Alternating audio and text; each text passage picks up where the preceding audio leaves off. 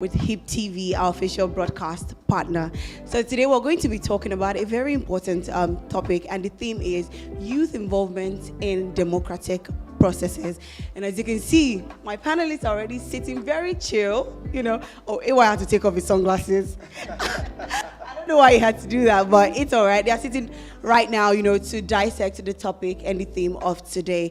But I'd like you guys to give yourselves a round of applause. Thank you so much for coming. So at this point, I'd like to introduce my panelists. As you can see them looking very fine. Right here, I have a media entrepreneur, a comedian, an actor, a filmmaker. I mean, he's one man who wears so many hats and a mentor to a lot of youth in Nigeria and outside. His name is Ayomaku, popularly known as AY, the comedian. Please, a round of applause for him. I mean, it's not easy. Okay, and then I have the U.S. Assistant Secretary of State for African Affairs. She's President Biden's very exceptional in his field, known as Lekon. A lot of you guys don't know his government's name is Olamilekan Agbelese, right? Olamilekan Agbelese. Agbelese. Oh my goodness, my Yoruba is terrible. But thank you so much for joining us. You're welcome. And of course, I have an exceptional lady who, keeps breaking the bias and breaking boundaries every time. I mean, she went from being a dancer to being a coach and now a doctor. Please, a round of applause for Dr.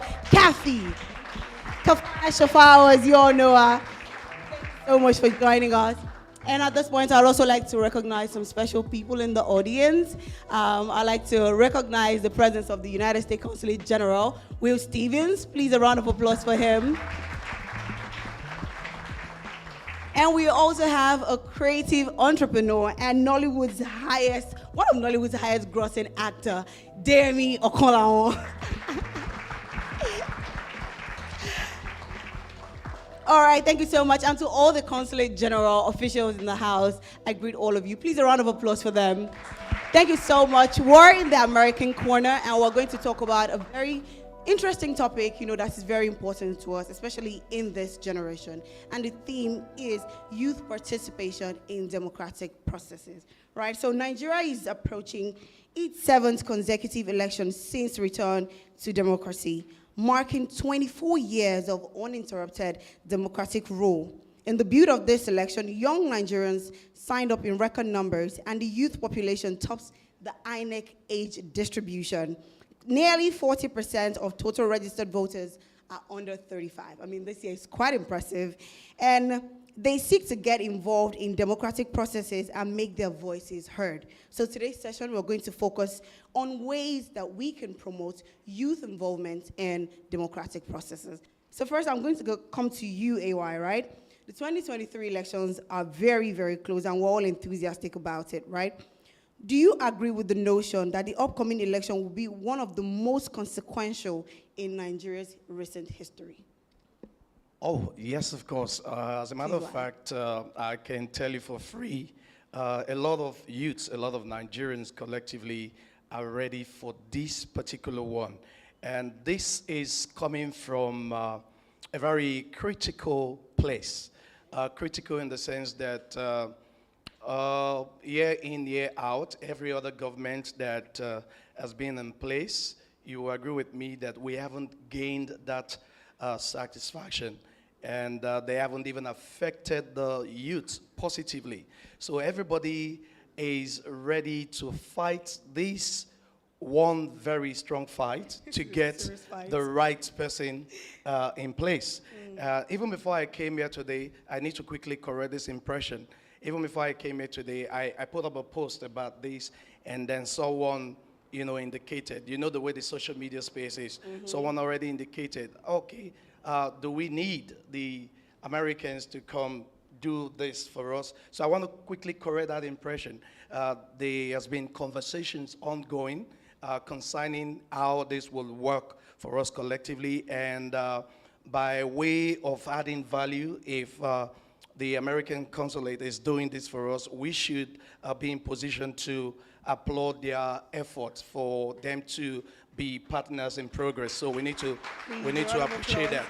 Yeah. Having said that, yes, this is going to be a tough one. Like the numbers are already speaking for itself. Yes. Before now, the Nigerian youth, we do maintain that lackadaisical attitude when it comes to being part of the process. Reason being that we have been cajoled to believing that your votes, our votes doesn't count. No matter what you do, your vote doesn't count. But right now, in 2023, I see a lot of people on queues trying to get their PVCs. I see a lot of people, talking to their mates. I see them advocating collectively to see that, yes, come this 2023, we are going to get the change and we're going to put in place the right government that Nigeria deserves as a nation. Indeed, we will. Thank you so much for that contribution. Please, a round of applause for AY. So, Marley, I'm coming to you. So, recently, the U.S. Secretary of State, Antony Blinken, imposed visa restrictions on individuals who are involved in undermining the democratic process in Nigerian elections, to show you how important this is to them. I mean, can you tell us why they took those actions? Well, simply because Nigeria is so important. Okay. This election is consequential for your country, for the sub-region, for the continent, and for the globe. And I'm here not because you need help. I'm here to admire the leadership that you have all shown and to be a friend as a fellow democracy. So the idea of being a fellow democracy, and we have had our own challenges, is to encourage Nigerians to make sure that this election is peaceful and that the results are respected and there is no effort to take down what you have built. I want to congratulate Nigeria for the election law reform that you adopted last year. I want to congratulate INEC for its incredible work to set up a credible, free and fair electoral process. And I want to encourage everybody to feel confident that their vote matters. Okay, thank you. You heard it. Your vote truly does matter. This is not a time for you to say my vote doesn't count. It does count. And this time around, it will definitely count. So coming to you, Lakon, youth candidates have recorded a decline from 34% in 2019 election to 28.6% in the 2023 election. While the decline in youth candidates is very evident, the level of young female candidacy is even worse, according to YIAGA Africa.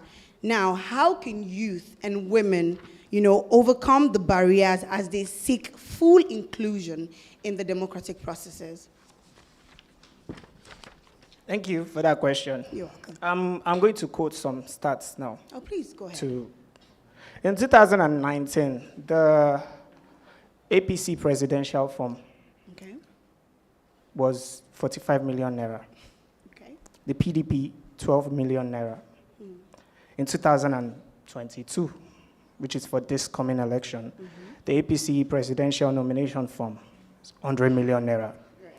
The PDP presidential nomination form is 40 million naira. The State House of Assembly nomination form for APC is 2 million naira. PDP, 600,000 naira. Senate, APC, 20 million naira. PDP, 3.5 million naira. House of Rep, APC, 10 million naira. PDP, 2.5 million naira. Governorship election, APC, 50 million naira. PDP, 21 million naira. Now, there's an increase from 2019. Wow, there's a decrease in the standard of living in the country. Also, the 2018 bill that was passed, Not Too Young to Run, reduced the ages from 45 to 30, 30 to 25, but the money to get the forms went up. So it's not a not too young to run, it's a not too poor or not too rich to run. Okay. So how am I, myself, going to participate as a candidate with the money that's minus the mobilization and campaign funds and everything? How am I going to acquire the form, and how am I going to participate in an election when it seems like we are being disenfranchised systematically? So you can pass the bill, but then you raise the money that I can use to get the form. It doesn't make any sense. So it seems also youth participation in democratic process, the initiatives never seem to be organized by the federal government or state government themselves. It has to always be NGOs or consulates. So it seems like the system itself or the political system in Nigeria itself is not going to allow you as a youth participate as a candidate.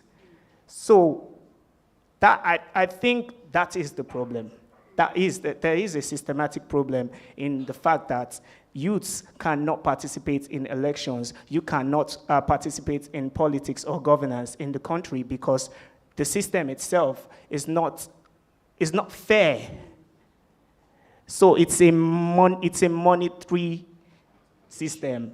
And if you don't have money, you can't, so money is like defining the whole thing. So it's not an issue of am I interested or not. I am interested. So the best thing that we say we can now do is talk about it. Let's advocate about it and talk about it. Since there is a decline, it is obviously going to be, there will be a decline because the standard of living has dropped, the prices of everything is going up, so the nomination prices are going up. And the sense, and you see that PDP prices are quite low. That's because they are not even the ruling party. I'm pretty sure if they were in the opposite, and if APC was the opposition, they would also increase their, it doesn't make any sense. And that's why I think the percentage reduced. And this is the same for women. And they're saying something about 40% discount of 100 million. It's sad. But that's the truth. That's the truth. That's the reality we are in right now. So I think what the youths can do is talk about it as we are talking about it right now and try and find a way for ourselves to go in there and change. I think it's the system. It's a systematical problem, and it's also a psycho-ideological problem. That's what I think. It's not just, oh, we don't have good leaders. We ourselves, are we good people, first of all? That's the question we need to ask ourselves. Are we good people?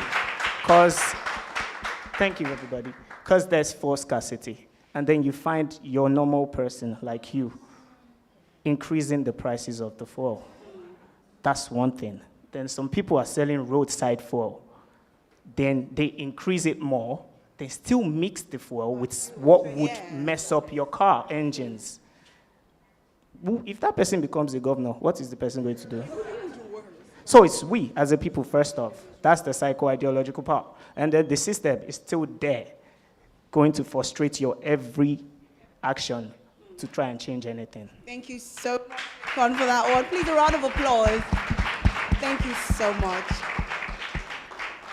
So the fixing doesn't just have to do with the government. I mean, it's that we as individuals. Yeah, we as individuals. Need to not try and look for ways to get one over the next person. In every opportunity we get, we should not try and say, oh, this guy, it seems he doesn't know about it. Let me hike the price. Let me increase this. Let me try and get more from him and not give back to him. We need to be selfless in our actions. All right. And for that, we need a collective identity first off. As a country. Mm-hmm. All right, thank you so much, Lakon, for that one. Please, thank you. Okay, so coming to you, Dr. Kafi, I mean, the elections are in a few days. At this point, we can start counting days already to the elections. Now, what would be your advice to the youth and the young Nigerians that are out there about this election? What would be your advice to them? Advice on which part of it? You know, because he just mentioned a part of it that it's more or less like a civil responsibility. On the voting and involving themselves in the processes. I'll probably categorize it into like 3-4 categories. Please go ahead. Number one, you want change. You don't change, change is not going to come. So you cannot change with a former ideology of the idea that change can't come because change is not going to change because people are not changing. The ones up there are not changing. Are you ready to change for the people that are not changing so that it can be changed for the change you are seeking? That's a lot of change that needs to be done. Me, the only thing constant here is change. And if you want change, you got to do something different. You got to wake up different. You got to, if there's a line for your voter's card, go there and stand there. That is your civil responsibility. The obligation of a greater Nigeria is on the neck of every Nigerian. not until the leadership of Nigeria.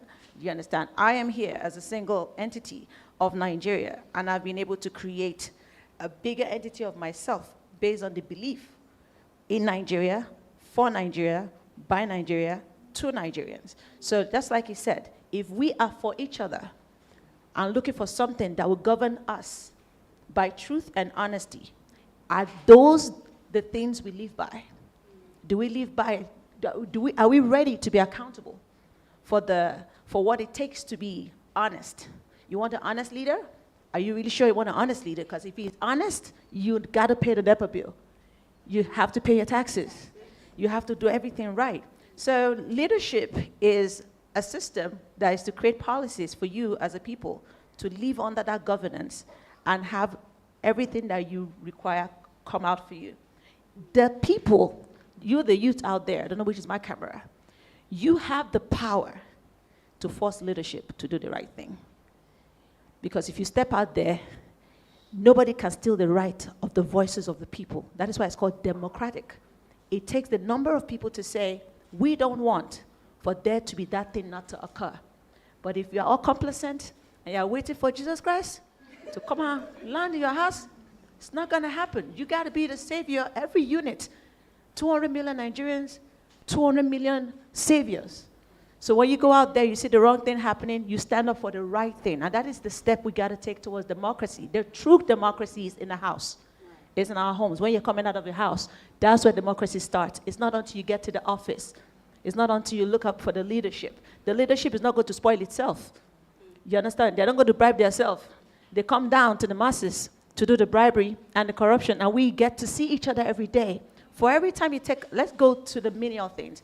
You take the bin, that is supposed the refuse, you dump it on the street, that has been made for you to stop your brother from passing that same road, going through the stinking and the bad sanitary situation. That is on you. Somebody did not come outside and come and carry your dustbin in the house and drop it outside. You did that. So for every young person, I would say your PVC is power. The only reason why anybody will want to bribe you is because they know it's powerful. Why do I want to stop you from using a weapon that I know will destroy me? It's because I know it can destroy me. So your PVC is a weapon. And the more of it that can be out there, the less powerful whatever rigging can ever be. We can't stop it, but we can minimize it. We can choke injustice, frustrate it, so that the change we really want, we are all tired, we're frustrated, we're angry, but we need to be angry enough to do the right thing, starting from you. That's my advice. Thank you. Thank you so much, Dr. Phee. Please, a round of applause. Okay, so at this point, please, you can join in on the conversation on all our social media channels, on Twitter and Instagram at US in Nigeria. And you can use the hashtag US in Nigeria, hashtag democracy, hashtag elections 2023 to join in on this conversation. Please, let's spread the word. And you can also watch live on HIP TV. So now I'm going to come back to you, AY.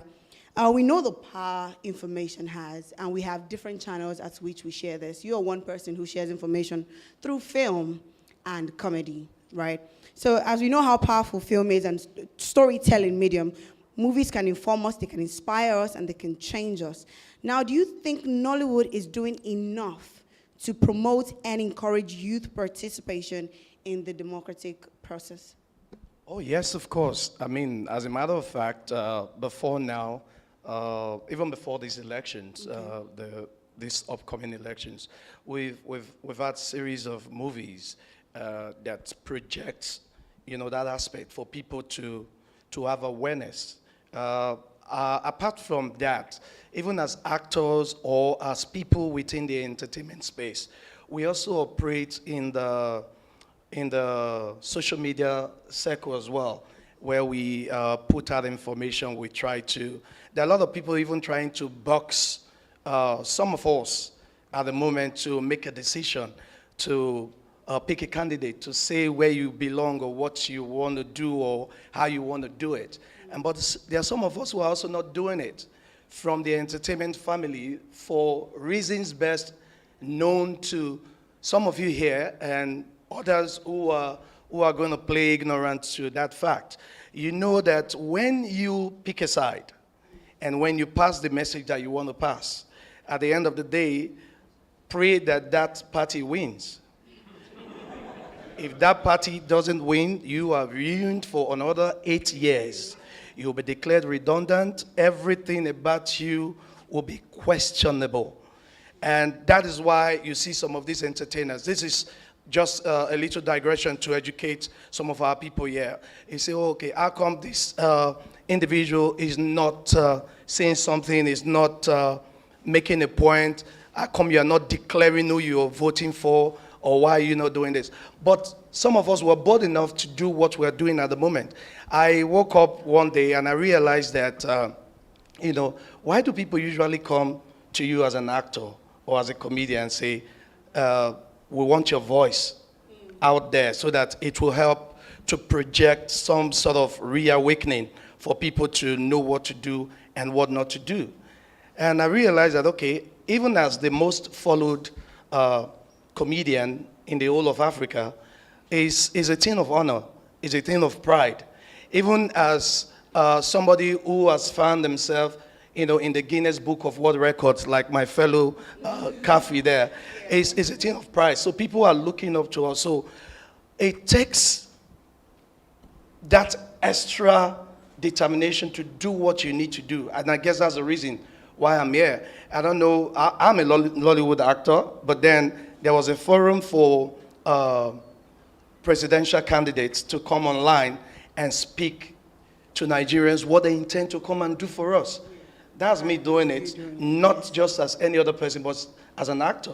And then 2 of the presidential candidates, obviously came because I believe they have the capacity to stand and face people and answer questions.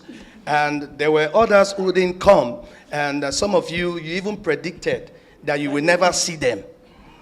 And we never saw them. And we're still believing that they might come. That is us using the platform to also reach out and pass a message. Do you know how difficult it is to stay in front of the camera and know that people are watching you from all over the world and they're going to ask you any questions, no script prepared. They can take you unawares. As a matter of fact, there was one mother figure who came and she started swearing and cursing out all the previous government. Even the person that was on the seat responding to her was confused at some point, like, okay, who asked me to do this live?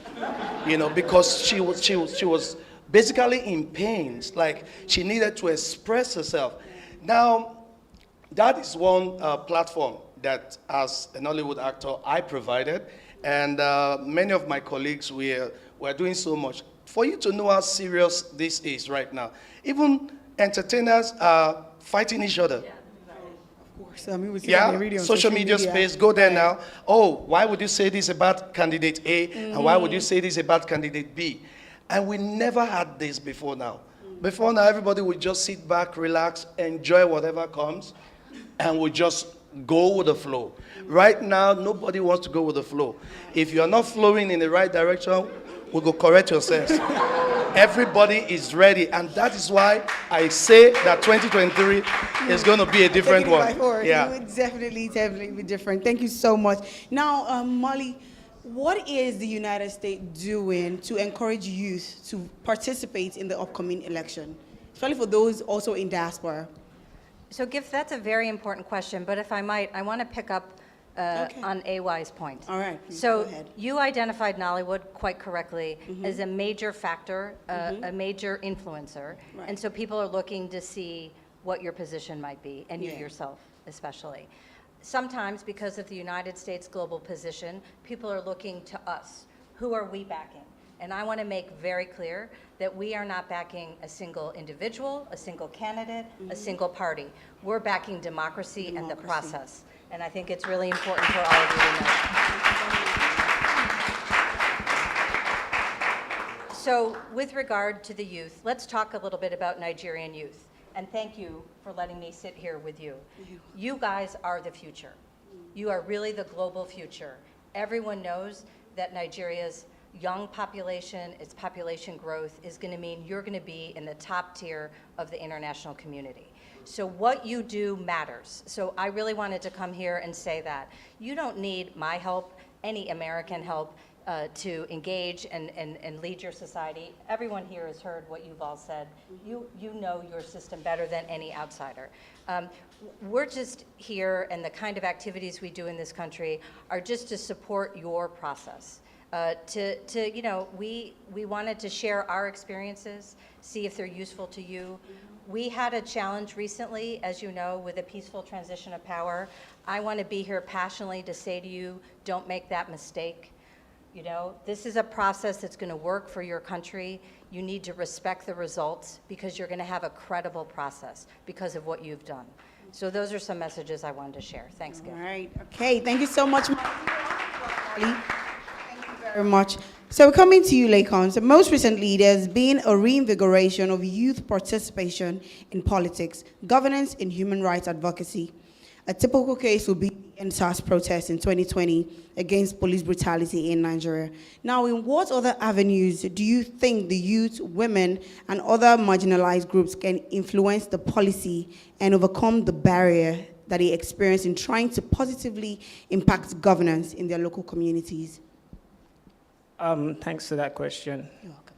So prior to the NSAS, the same year the NSAS protest happened, that was the year that I went into the Big Brother house and I won. And I feel like some form of awakening came to the mind of people from that. But because I am a product of everybody coming together and say, this guy has to win.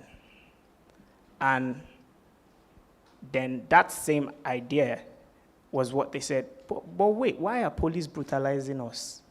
Let us go and protest. And I think that's the same idea now that is here, is saying we want change. And like, we need somebody else. But I, personally, I studied philosophy.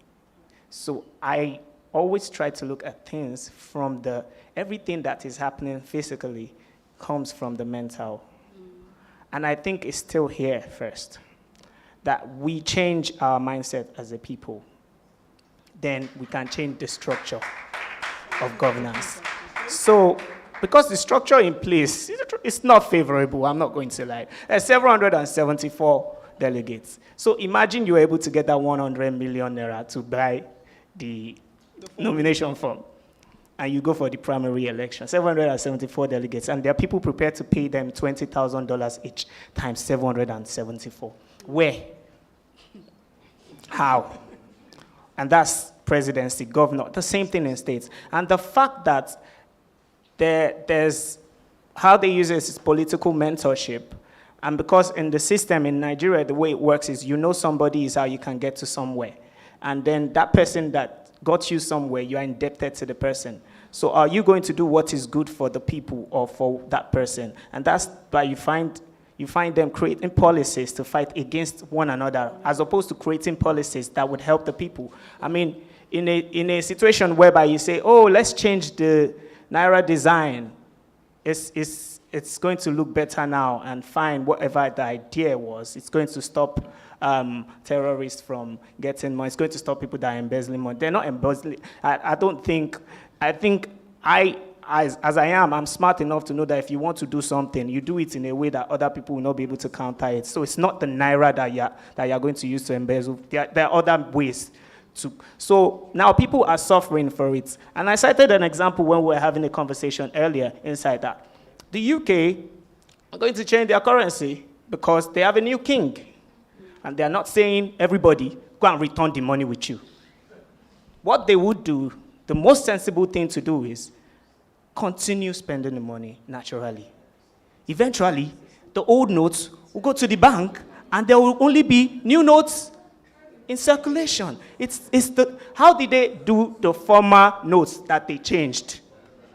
They've changed the money before, that 15 naira, 10 naira, 20 naira. They didn't say pack all your money and go and return to the bank. So as long as individual people are in governance for their own selfish interests, they would bring young people like me into that position, and I will be indebted to them. So when they are not there to, I am still following whatever it is they ask me, and that is what happens. You have somebody saying, oh, let this person go and represent somebody here, let this person go and represent somebody here. So even as youths here, I'm telling you, I'm thinking, what we need to do is come together as youths, formulate our, what am I saying? Register a political party in Nigeria. If it's the same process as collecting your PVC, your driver's license, your international passports, how do you think that is going to be? So everything is basically stacked against us. So my solution is this: sensitize ourselves. And it gets to a point where enough of us will know that presidency is fine, but there's 360 people in the House of Rep. There's 109 people in the Senate. If we have 360 people who genuinely want to change our country, 109 people who genuinely want to change our country, regardless of whosoever is president, if you're not doing the proper thing, we can tell you to go. So if you genuinely want to change this country, whatever age it is you are now, that is another avenue to go, the legislature. It is there. You don't have to be governor or president before you can change the country. You can go into the House, and if we get enough of us that are like-minded, thank you very much. If we get enough of us that are like-minded and we go there, if we get enough of us that are like-minded and say, let's start our own party, and the form is free. If we get enough of us that are like-minded, and the same way we are trying to change the system now by voting one person, and we say, there's enough youths, this is a youth party, that was how we got our independence, for Christ's sake. They were young people, and it's still the same people that are there. Now then, you find out that Nigeria is low-key becoming a monarchy because you see the same surname and different first name that was president before or that was governor before. Now still, so it is becoming funny. And that is because it's still this godfatherism and this fact that, let my son be this. Oh, son, do you have a friend? Let him be this. Oh, daughter, do you have a husband? Let him be this. Oh, cousin, do you have a wife? Let her be this. It is senseless. So I feel that is what we can do. Equip ourselves with the right knowledge. Because if we don't know what we want to go and do, we can go there and change the system and we'll still be squabbling amongst ourselves. So we need to know what we want as a country, first off.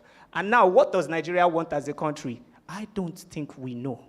And that is why the political parties can also not know, because what is their ideology based on? It has to be based on the ideology that Nigeria is based on. An example is the United States of America. Republicans, we know that they are based on this. Democrats, liberal policies, liberal reforms. Now, that falls under the general goal that the country has. It's just a different path to achieve it. What's the general goal of Nigeria?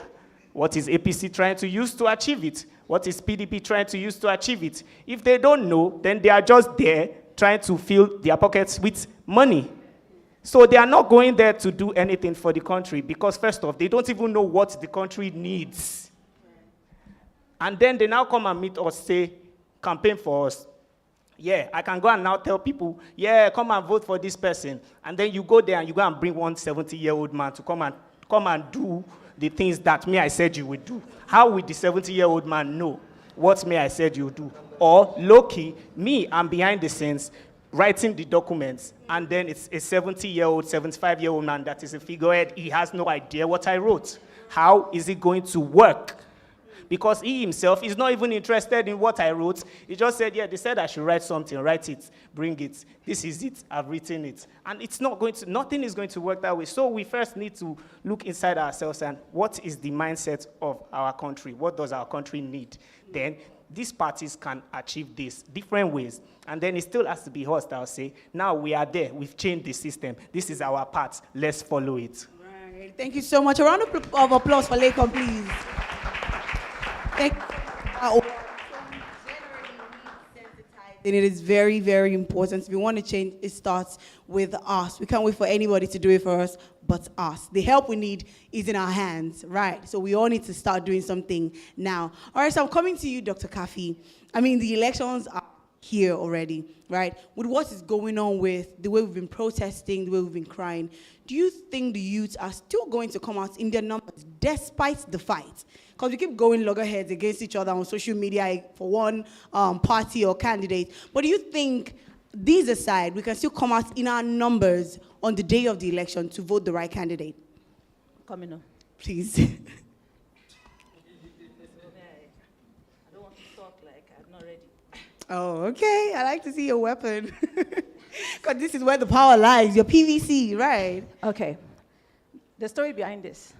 Okay. When I Please went share. to the collection center, it was one of my proudest moments for Nigerian youths and their thirst and hunger for change. We just need to start with something. With all the requirement of sensitization and awareness, it starts with the hunger, the desire. That's the fuel. And we use that fuel as a combustible source to drive an engine. And that engine will take us from one place to the other. So I would say, do not, don't maybe the glass, may I use my, see my eye. Do not lose hope. Do not lose hope. Hope is like a rope. It'll keep drawing you closer to where you want to go. And the good thing is, what it is we are seeing today, we've been looking for it for years. Right. It's a tide. They said, it shall soon pass. Everything, both good and evil, shall soon pass. And the evil is enough. We're going towards the good. Bumpy roads are ahead of us, but we are still moving.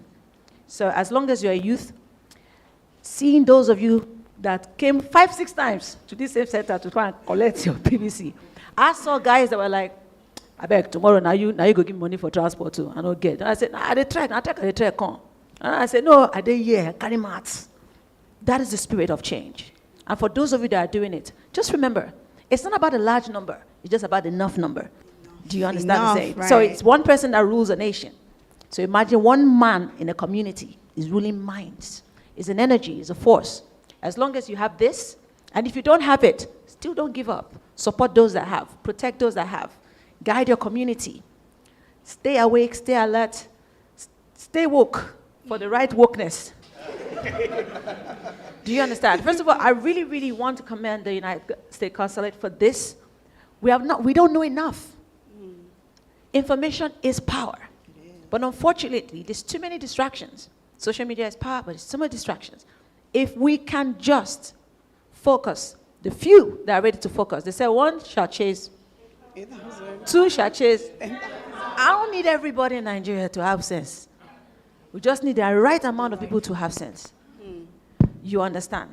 Because too much sense can become nonsense when you are trying to force it on people. But the right people that understand, look at the people here in the room. It's enough sense.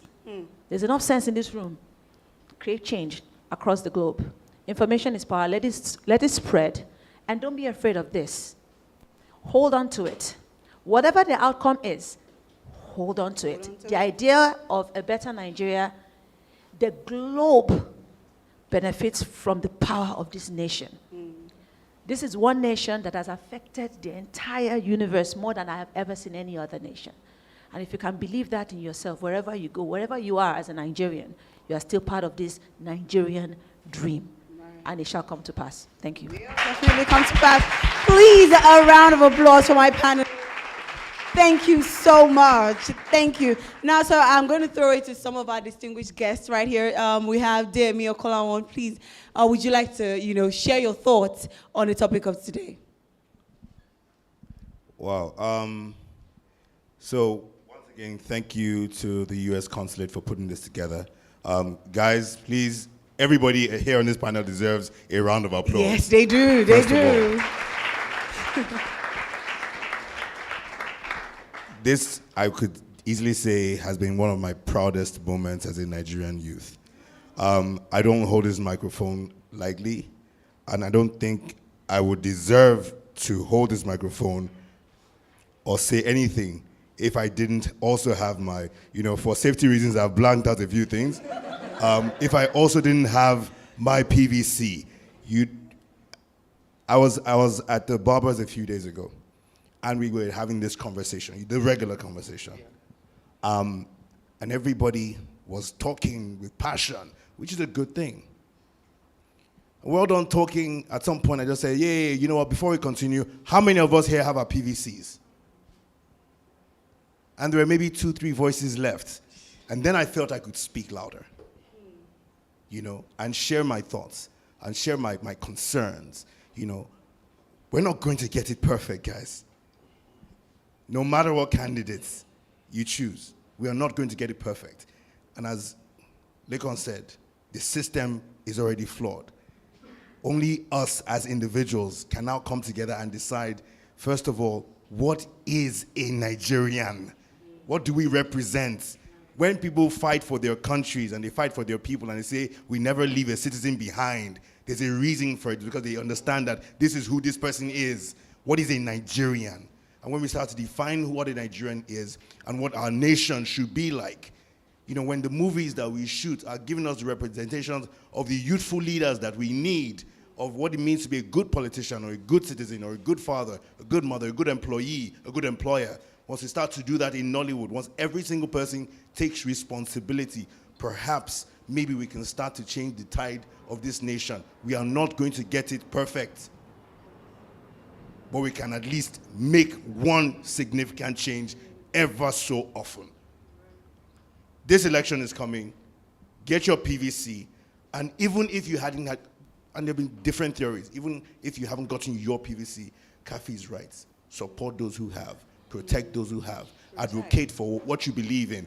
It's not your business who somebody else is voting for. It's you find the people who have the same mindset with you, and you come together and fight this battle with your PVC, not with guns, not with violence, with your PVC, with your voice. Thank you very much. Thank you so much, Demi. Please, a round of applause for Demi. Thank you. Just like he said, our PVCs at this point are just like our voices, right? So if you have your PVC, like he found himself in an argument with people and they were all talking passionately, but when it was time for him to ask the vital question, how many of you have your PVCs? Not two or three people were the only ones who could speak. And then he had a louder voice to speak at that time. If you want your voice to be loud and heard, you need to get your PVC. So when you're holding your leaders accountable, someone can ask you with boldness, did you vote? And you can say with your full chest at this point, yes, I voted. And that is your voice and that is your power. So at this point, we're going to throw the Q&A session. So please, if you have anybody in the crowd who has any questions they would like to ask our panelists. Anybody? Okay, so someone is already with the microphone. We'll start with you. Please tell us your name. Please, can you stand? Okay, I'm Timmy Olagunju. You might call me Time, but please remove the E and put the I. All right. For the past 13 years, I've worked in the intersection of law, technology, and policy. Founder of Youth in Motion, which is focused on amplifying the youth voice in policy influencing. And I'm privileged to be a Mandela Washington Fellow. 2015, I was at the presidential process. Yes. And so I have a question and a comment. The question is for you, ma'am. But before that, I just want to state that culture, not politics, determines the success of every nation. And like Lekon said, ideology. But politics can change a culture and deliver it from itself.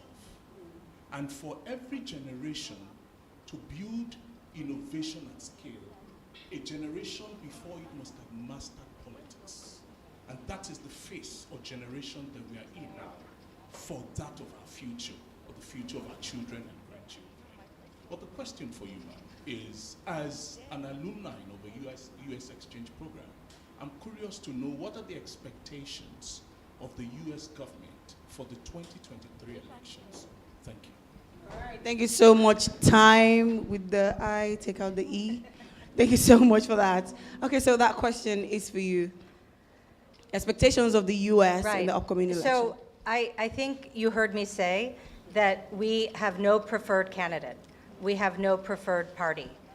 But we have a shared interest, Americans and Nigerians, in the success of democracy, in democracy delivering for its people. And so my expectation is, given the talent in this room, given the enthusiasm in this room, is that you make your electoral process a success. During the campaign, on voting day, after the results are announced. you mentioned the word, Dr. Caffey, responsibility. I think we lose that idea sometimes. We talk a lot about our rights, which is important under our respective constitutions.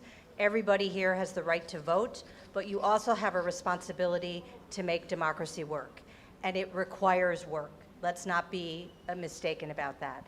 So my expectations and my aspirations on the part of my government and the part of the American people is for you to succeed. Thank you. All right. Thank you so much. A round of applause for Molly. Take a couple more questions. Please don't pass the microphone. Hold on.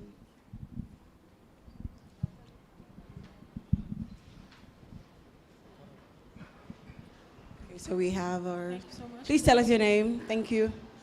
My name is Uche Zoe. I'm also privileged to be a U.S. Exchange alum, IVLP, Edward R. Murrow Program for Journalists, Research and Investigation. And I'd like to know, will the U.S. government, this question is for Molly, will the U.S. government be participating in, the elections, and are you going to be, monitoring the elections, basically? That's my question.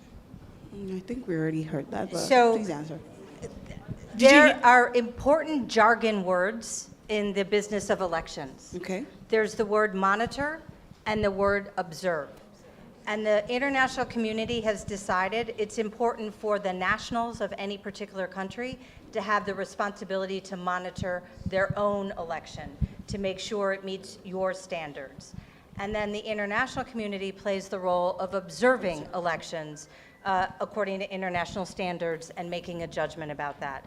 So not only will the US Embassy and other, I think, friendly embassies in Nigeria play the role of observer, but also sort of well-regarded international institutions, including some from the United States, NDI, IRI, will be here with a big observer mission. So our hope is that that will be like a big global eyeball, right, to encourage the best behavior of the candidates and the parties and the participants. So that will be the role of the United States and the international community. Thanks. All right. Thank you so much, Molly, for that one. All right, good afternoon, everyone. Good And, afternoon. my name is Olufumi Alaushin. I'm the country president for the African Union Youth Assembly and the coordinator for Yali Network Lagos. I have a comment and a question, and I think my comment would also give addition to what Lekon said about mindset. We talk about youth participation. I remember 2020, several groups were actually formed, and there was the intention for us to come together and form a youth political party. I don't know how many of us seated in this room knew about that, but it was set up across the states. We had, it started with the groups, right? And I remember the one for Lagos State, and I share this story every time. The person who set up that group at some point wanted other people to be admins on the group. And then he said that for you to be an admin, you should pay 20,000 naira. Wow. So I spoke up and I said, but we're trying to make a difference here. Why would you ask people to pay 20,000 naira for a free platform? 5 people, that was 100,000 naira. I was booted out from that group. Now, my point is, as much as we're pointing fingers to, oh, we want change, it starts from us, just like what you said, which is what I'm getting to. Because if the young person has the same mindset as the people who are trying to get out, by the time they go into those positions, they will do worse. And I believe we're seeing that today. I mean, the POS people today, some of them are young people, and they have become landlords and landladies. They may imagine charging 2,000 naira and ridiculous amounts. So I think the change, first of all, starts with us as citizens, because not everybody can be president, not everybody can be governor, but in your own space as a citizen, in whatever role you occupy, you can be the difference and make the difference. Thank you so much. Now my question, it goes to you, Kathy, and that's because one of the things we've seen, 2019, 2023, just like you said, we've seen a decline in female representation. Now my question is, we do have a lot of women empowerment groups, women support groups. What exactly could be the reason? I know, yes, you said finances, but the truth about it is if you want to play on a level field with other people, you must be able to, because even if they tell you it's free, you've already changed yourself and already made yourself level. I want to ask, how exactly can we encourage more ladies, more women to come out. Because the truth about it is there are people who are actually willing to support you as a lady. Of course, there's also that part where some ladies think, support me because I'm a woman. No. I support you because you're qualified. I support you because you have substance. I support you because you have something to give. So how do we encourage ladies, females, first of all, to be interested in the process, and also the confidence, build that confidence to step forward? So I just wanted you to answer. Thank you so much for that. Thank you so much, Femilaya. Yes, Please, a round of applause. First of all, I think one of the major problems I've seen being part of a lot of female-led or communities that have women that have voices, I see so much strength in the voice and power of the average Nigerian woman that is in a leadership role. But I also see a lion in a cage still complaining, like, I'm a lion in a cage. Meow. But you're a lion in a cage. But when it's time to fight, you're going, I believe you. Do you get what I'm saying? So, first of all, you need to be able to acknowledge and embody, understand the power you wield in order to go out to the battlefield to where it is needed. I believe that maybe culturally, maybe over time, because of the inclusion and the equality fights we've had, all of that has created some limiting beliefs that even if I try as a woman, something is going to spoil. Then you now have the women that will say, it will spoil, it will spoil. We are just going. So you have the women pulling women down, and you have the ones that, so there's this big net, cloud of limiting belief. That is all I see. Because you see the Awoshikers, you see the Ikeji, well, you see women doing great things. And it's not by virtue of femininity. It's by virtue of quality, integrity, being able to. So I would say, and I would just try and create an excuse, because it's an excuse, that we don't have enough sensitization to understand the power we yield. We don't have enough platform to help those who are ready to be frontliners, be frontliners. Because the frontliners have the bulldozers in front of the front line that's not allowed the front line to become the front line. So, right. But it's still all excuses, because I use myself as an example. I fought against all odds to be where I am today. And when I say all odds, every single odd available in humankind against being a dancer in Africa, where it's like your head is not correct, you don't have plans for your life, you want to dance. My father first was understand dance. I don't understand. Please make me understand this. So you don't be like dancing like this, then you will come and become something. Because they didn't understand where I was coming from. Where I was coming from was to fight a system. And the system of boxing human success into certification by human understanding of tertiary institution and limitation of those four walls beyond what it is that creativity is made for in the first place. Is for human connectivity and expansion. So dance was just a tool. I'm sitting down here, I'm not speaking, dancing. I am dancing with who I am. Do you get what I'm saying? So when you talk about the odds, we should stop excuses. The odds are always going to be there against you. I had cultural odds, economic odds. Nobody wanted to buy dance when I was selling it. Nobody even understood what it was. They didn't even understand the fact that it had any form of economic value or value proposition until I started exposing it. So I'm going to speak to those women who have what it takes. Stop the excuses, start exposing the doors that need to be broken down, and start breaking down walls to create doors that you need. You cannot keep fighting behind the fence of they no let me. Do you want you? That's the question. Right. Do you want to do something? Go ahead and do it. So if the economy is against you, it shouldn't stop you. Religion was against me, it didn't stop me. Culture was against me, it didn't stop me. Family, the one unit that should protect me was against me, it didn't stop me. Friends were against me, it didn't stop me. Society was against me, you didn't stop me. Even the artists that I'm working for became scared of how I am for them. It still didn't stop me because I made them understand the value I am to them. Don't let anybody stop you. All right, no more excuses. Thank you so much, Dr. Kathy, for sharing that. So, Damien would like to add something to that, please. So, Damien, please go ahead. Actually, I have a question. Oh, you have a question? Okay, yes, please. Yes, I do. And I find it very worrisome, which is why I'm raising it here today. And I'm going to direct this question at my Egbon here, AY Marco. There's a lot of squabbling going on between Nigerian youth. It seems to me like a very, very big distraction. While we're supposed to be focusing our energy on finding a solution to this country's problems, you know, while we're supposed to be focusing our thoughts, our thinking capacity to finding these solutions, we tend, it would seem, to be fighting amongst each other. We've been doing this for years.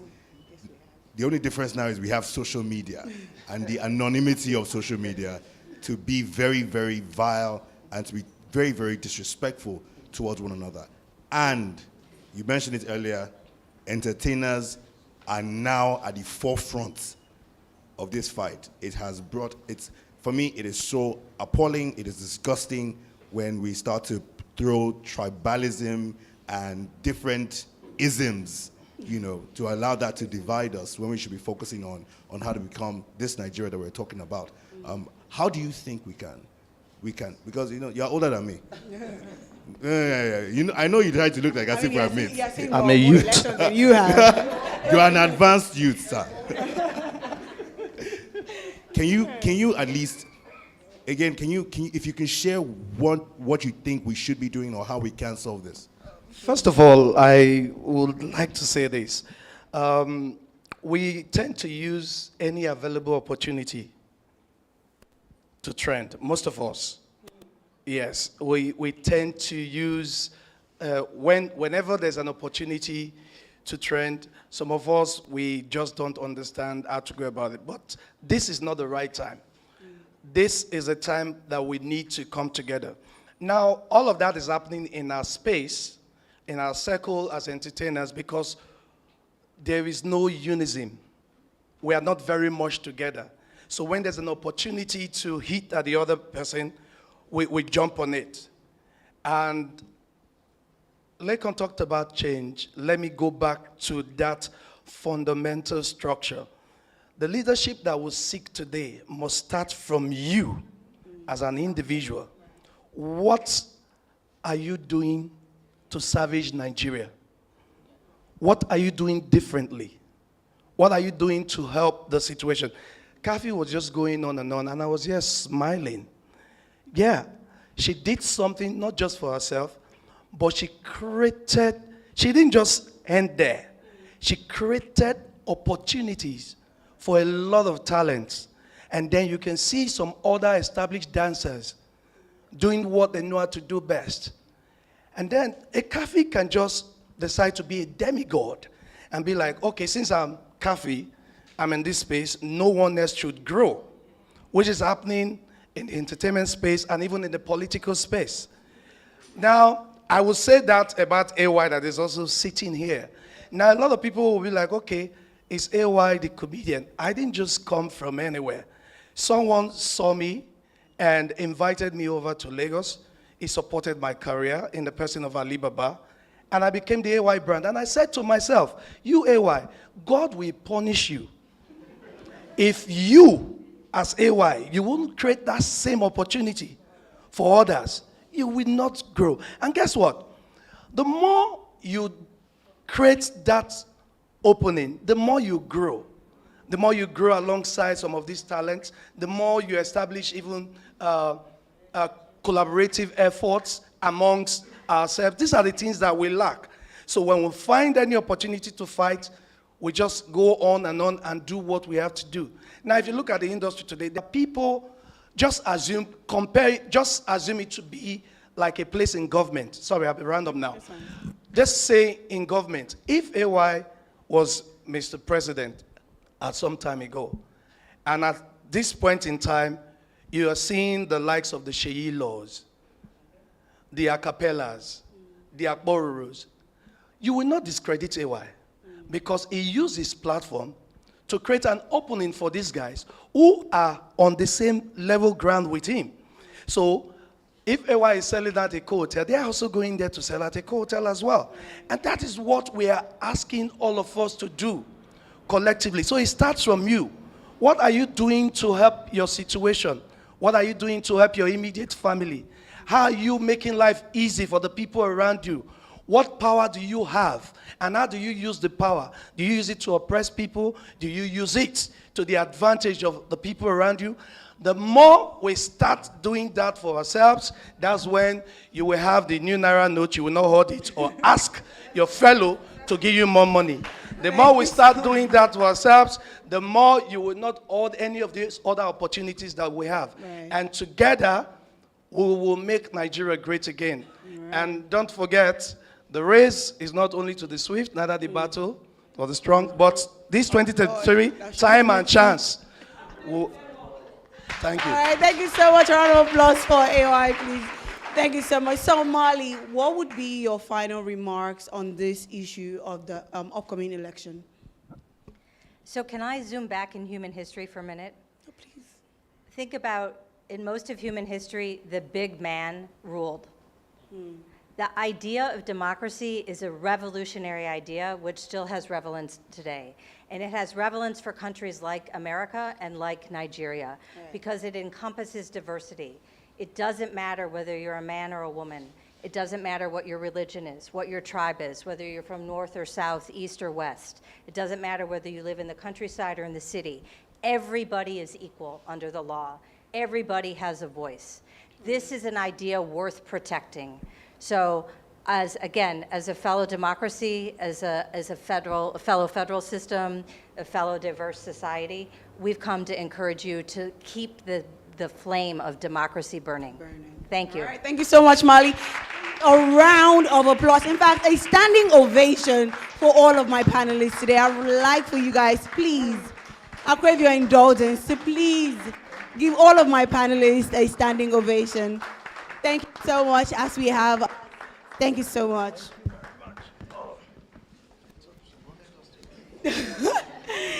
So at this point, we get to wrap it up. Thank you so much. There are two things I'd like for us to take out of here. The change you want to see starts with you, right? You need to do what you want to see.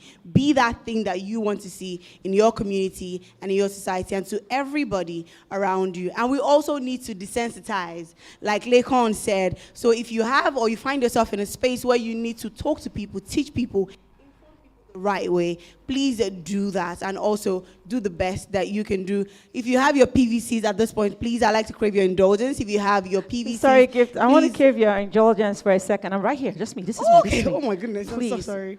DME said something that is very critical. Which is? It said, who is a Nigerian? Oh, who is a Nigerian, right? Even if a Nigerian doesn't know, I think if I pass the mic around to give me one quality about the Nigerian spirit, everybody will have something to say. Yeah. Nigeria, you wanna know who will be. The Nigerian spirit, never say die. Never give up. Never give Always up. finding power when the power is cut off. Right. Always finding a way where there's no way. Right. Always lifting the head when they are drowning. Always coming back alive even when they are killed. That power shouldn't be to implode and kill yourselves. Right. You should, that intelligence, that manipulative energy you have to twist things the other direction. Let's just turn it to the positive direction. It is a gift. Let it be, let it serve, let it not damage. That's the Niger spirit. Please. All right, thank you so much. Now to show the viewers at home that those of us who are here are not just all talks and no actions, I would please ask for everyone to please hold up their PVCs. If you have your PVC in the audience, please show it. Show it, that is your voice. That is your weapon. This should be our pride. Anywhere you see yourself. Thank you so much. You have yours on the phone. PVC can be hijacked now. They can beat you and collect your PVC. No, of course, nobody can take your PVC away. It's not here with me. It's my bag. All right, thank you so much, guys. Please, a round of applause for yourselves. Thank you all. Thank you all. My name still remains Gift David, and at this point, we get to wrap it up. And thank you so much for the U.S. Consulate, right, for putting this amazing initiative together. I mean, we are all informed now, and better still, we're more enlightened on what to do and what not to do. Anyway, God bless Nigeria. God bless America. Bye for now.